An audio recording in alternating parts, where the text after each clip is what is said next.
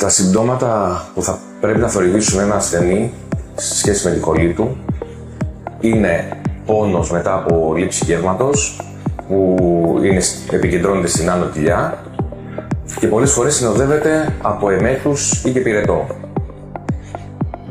Όταν ο ασθενής νιώσει αυτά τα συμπτώματα, θα πρέπει να απευθυνθεί σε κάποιον γιατρό, ώστε να μπει σε έναν κύκλο εξετάσεων, αίματος και απεικονιστικών, για να δει με τον γιατρό το αν πάσχει από τη κολλή. Οι ενδείξεις για την αφαίρεση της κολλής είναι οι λύθοι που προκαλούν συμπτώματα και οι μεγάλοι πολύποδες. Αυτές είναι οι πιο συχνές ενδείξεις.